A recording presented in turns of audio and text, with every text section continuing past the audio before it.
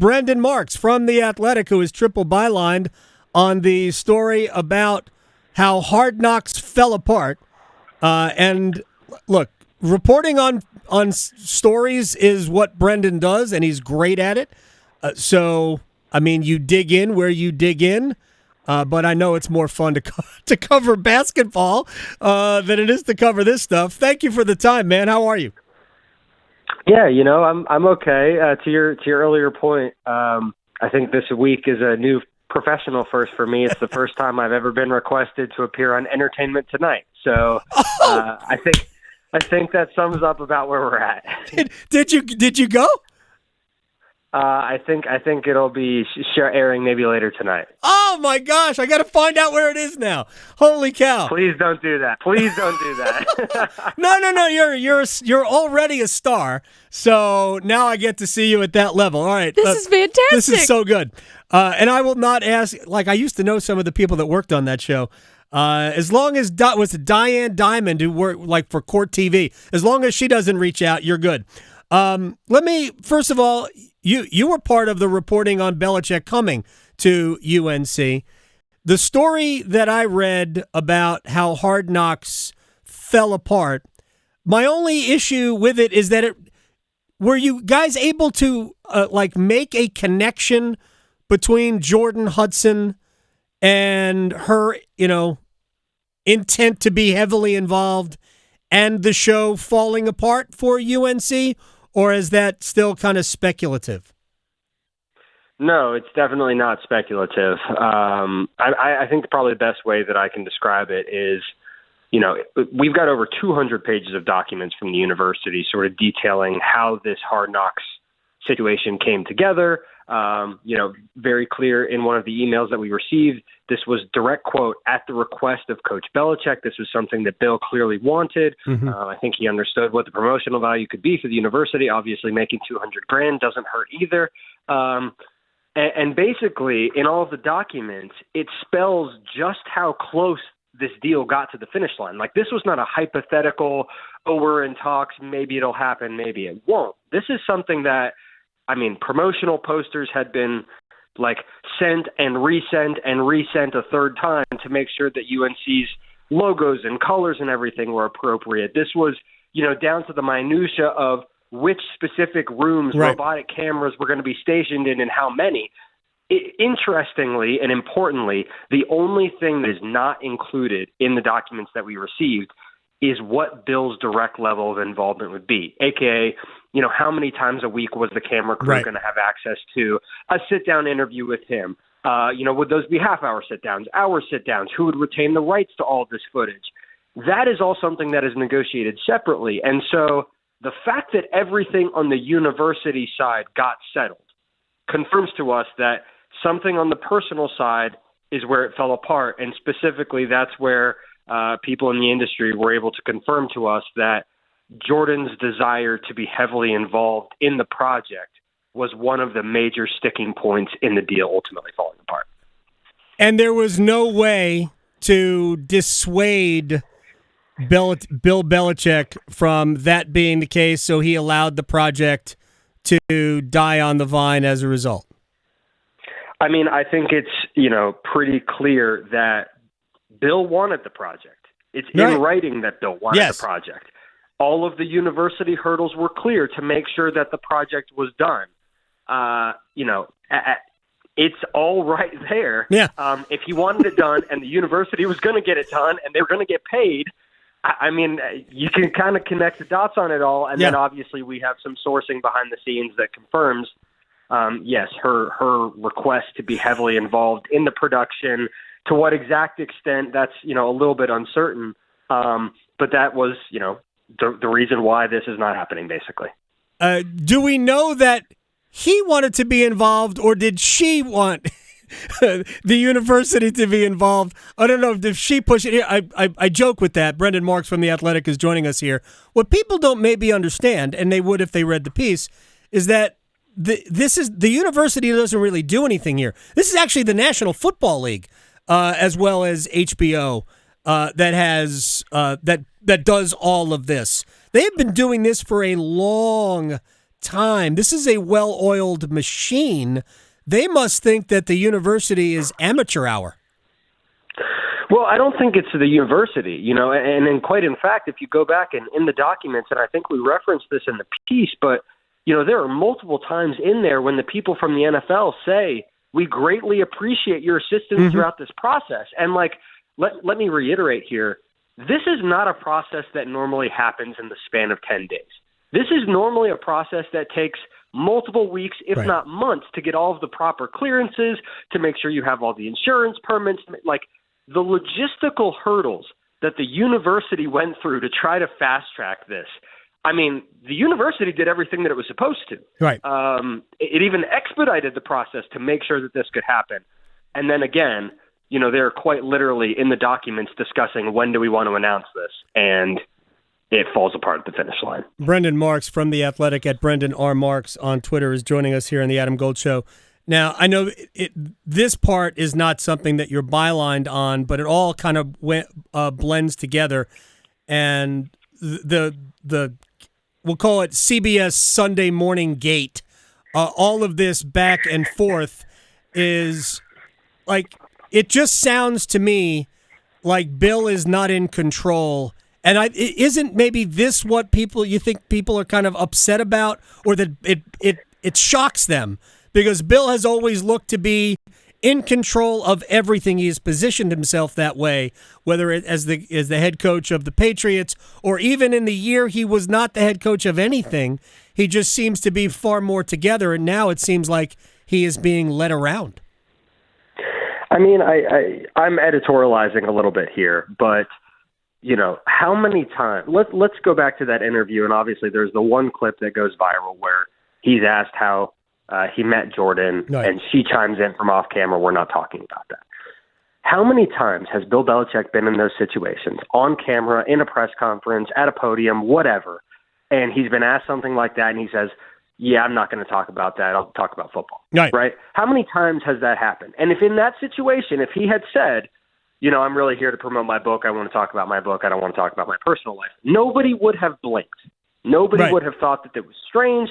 I mean, that's what I was expecting from him, because that's the Bill Belichick brand over the course of the last 25 years. Right. So Bill Belichick has never needed a publicist. I would argue that that's one of the things that he became best at during his tenure as the coach of the New England Patriots. So, I don't want to traffic in the romantic lives of 20-somethings, but it's clear here that somebody who has always unilaterally had the power, either, to some extent willingly, is now ceding this and is sharing this and has made this, a partnership. And, even in his statement yesterday that he released through the university, he said, we have a personal and professional relationship. Previous reporting that we've done at The Athletic, Jordan has signed off her emails as a COO of Belichick Productions. We have not been able to confirm that Belichick Productions is a veritable company anywhere in the United States. So he does have other listings, other entities in Massachusetts, but there's nothing under Belichick Productions. So again, I'm editorializing a little bit here.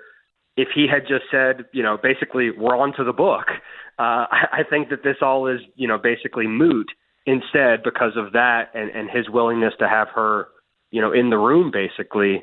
This is now a story that's taken on multiple cycles.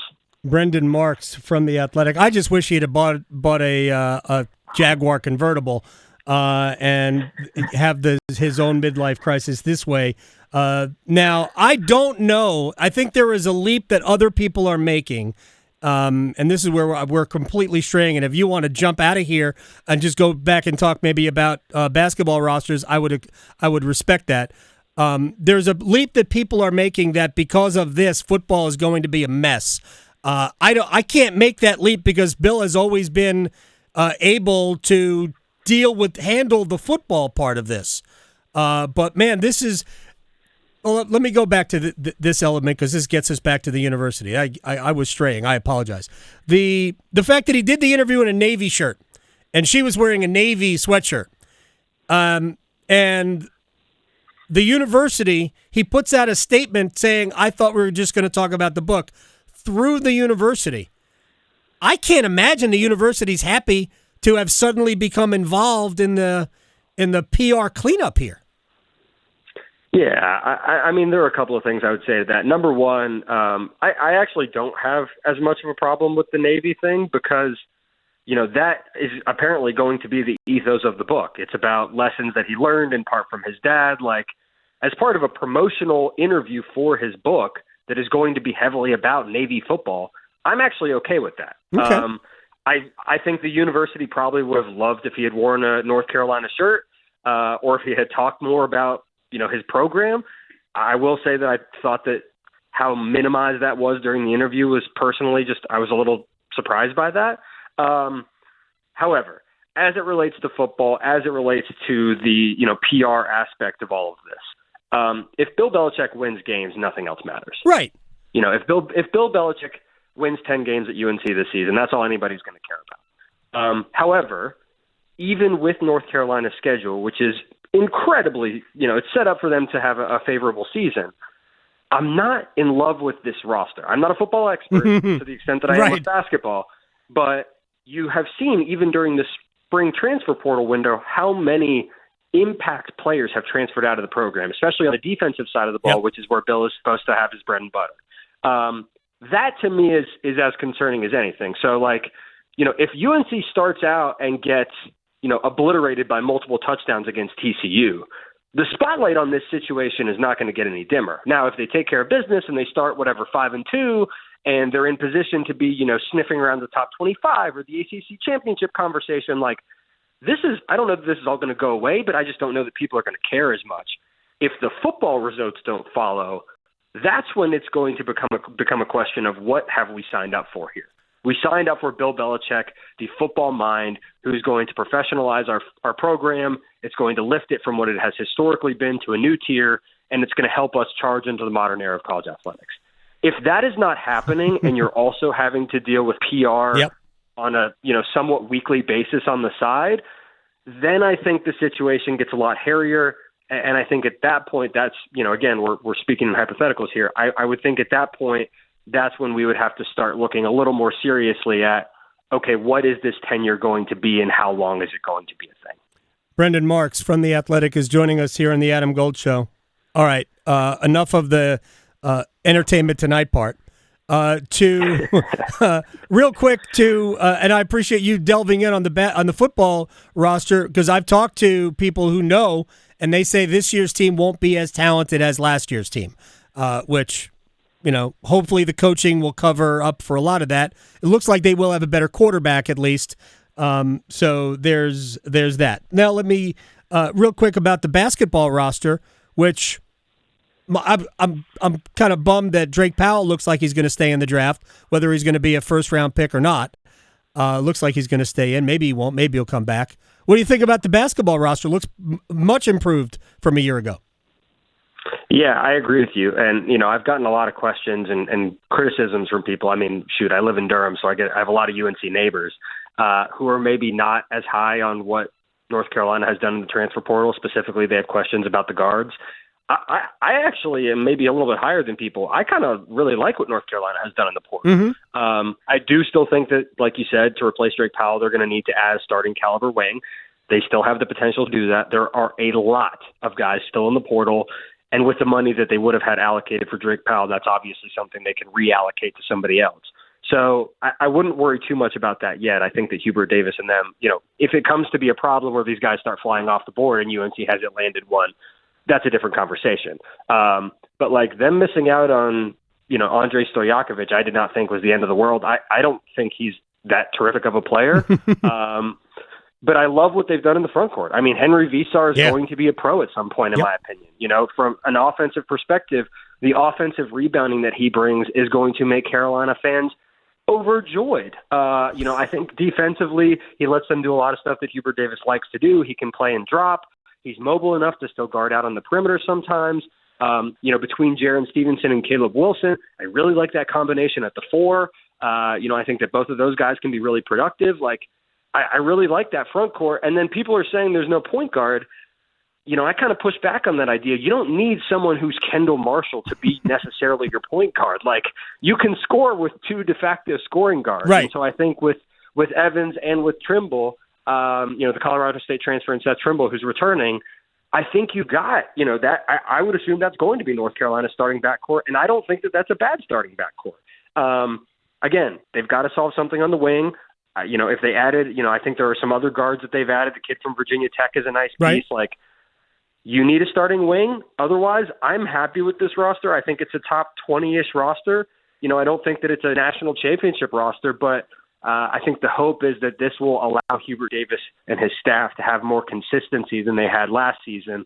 I'm cautiously optimistic. I actually really like what UNC has done, maybe more than some other folks. Oh, I do. I like a lot. I think Visar is going to end up being a lottery pick down the road because he's athletic and he's 7'2", and he does look. They didn't have a real good offensive rebounding presence last year. This will give that to them right away. Real quick to Duke, Isaiah Evans was on the NBA early entrant list, but I don't think there's anybody who believes. I mean, he's probably just doing it because he should do it. Everybody who could go to the NBA should probably do it. I don't anticipate he's going to get a team in like the high teens that is going to go, we're taking you if you're there. So I assume he's going to come back.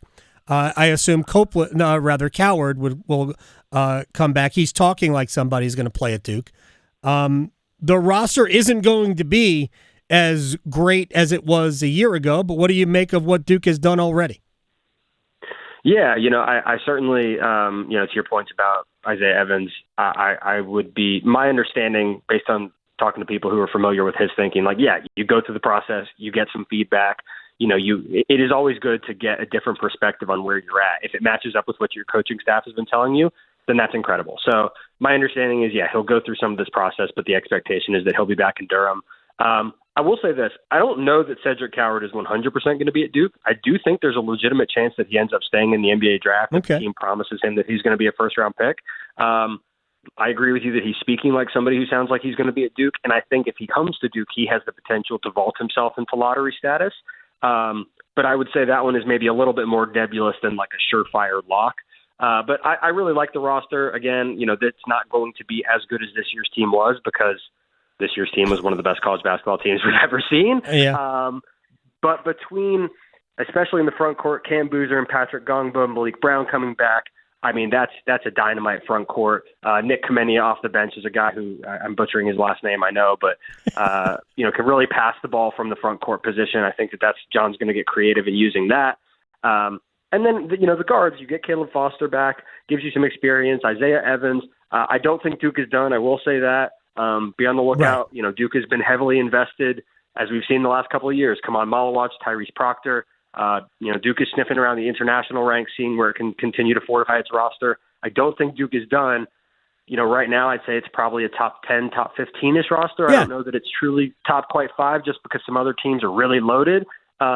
But they'll be the ACC front runners again, and quite frankly, I think they should be. Brendan Marks from The Athletic. And watch him today on Entertainment Tonight. Please do not. No, man. I am going to find it, and I'm going to tape it, and I'm going to watch it twice. I hope that it presents some great meme potential for you and for all the rest of my friends who are going to be hate watching it. I would never hate watch you on TV, Brendan. I appreciate your time, and I can't wait to see it. You're the best. I appreciate it, man. Take care. Thanks. Thank you. I appreciate you. Talk to you. You got it. At Brendan R. Marks. I cannot wait for this. I got to find. I'm going to do a search now for it. I'm so excited. All right.